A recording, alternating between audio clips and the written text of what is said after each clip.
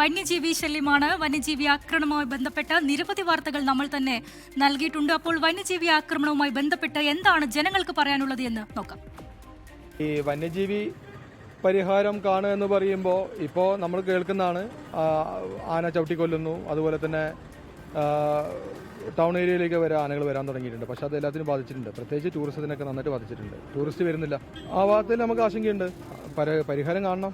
ഇപ്പോൾ ഉരുള് പൊട്ടിയ ഭാഗത്തൊക്കെ നല്ല ആനയാണ്. ആ ചൂരന്മല നീലിക്കാപ്പ് പരിസരത്തൊക്കെ നല്ല ആനയാണ്. വനാതിർത്തിയിലുള്ള ഭാഗങ്ങളിലായിരുന്നു കൂടുതലുണ്ടായിരുന്നത്.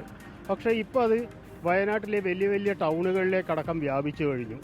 മാനന്തവാടി 2 പേരെ ടൗണിലും പ്രാന്തപ്രദേശങ്ങളിൽ നിന്നും കഴിഞ്ഞ വർഷം വന്യമൃഗ ആക്രമണത്തിൽ മരിച്ചിട്ടുണ്ട്. ബത്തേരി സ്ഥിരമാണ് വന്യമൃഗങ്ങളെ കൊണ്ടൊരു ശല്യം. ഈവൻ കൽപ്പറ്റയിലെ പ്രാന്തപ്രദേശങ്ങളിൽ പെരുന്തട്ട പോലുള്ള സ്ഥലങ്ങളിൽ വന്യമൃഗങ്ങൾ എല്ലാ സമയത്തും ഉണ്ട്. വന്യജീവി ശല്യത്തിന് സ്ഥിരമായിട്ടൊരു പരിഹാരം ഉണ്ടെങ്കിൽ ലോങ് ടൈമിൽ പ്ലാൻ ചെയ്തുകൊണ്ട് അല്ലേ നടപ്പാക്കാൻ പറ്റുള്ളൂ.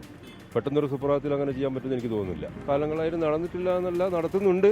പക്ഷെ അതൊരു പൂർണ്ണ രീതിയിൽ ജനങ്ങൾക്ക് സംരക്ഷണ രീതിയിലേക്കുള്ള തോതിലേക്ക് എത്തിയിട്ടില്ല. വനത്തോട് ചേർന്നുള്ള പഞ്ചായത്തുകളിൽ ജനങ്ങൾ വലിയ ബുദ്ധിമുട്ട് അനുഭവിക്കുകയാണ്. പരിഹാരം ആകണമല്ലോ, അതിനുള്ള പാക്കേജ് ഗവൺമെന്റ് നടപ്പിലാക്കണം. ഒന്നും ചെയ്യാനില്ല. അത്രയും പെരുകി മൃഗങ്ങളൊക്കെ ഒന്നും ചെയ്യാത്ത അവസ്ഥയാണ്. എന്തെങ്കിലും ചെയ്താൽ പരിസ്ഥിതിക്കാർ വിടില്ല.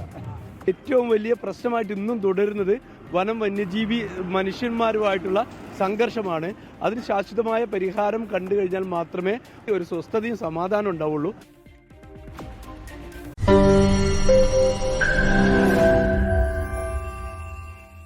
ലോകത്തെവിടെയായാലും ഏത് സമയത്തും 24 വാർത്തകളും ഓഗ്മെന്റഡ് റിയാലിറ്റി പാക്കേജുകളും എക്സ്പ്ലെയിനറുകളും വിശദമായി കാണാൻ ഞങ്ങളുടെ യൂട്യൂബ് ചാനൽ നിങ്ങൾക്ക് സബ്സ്ക്രൈബ് ചെയ്യാം.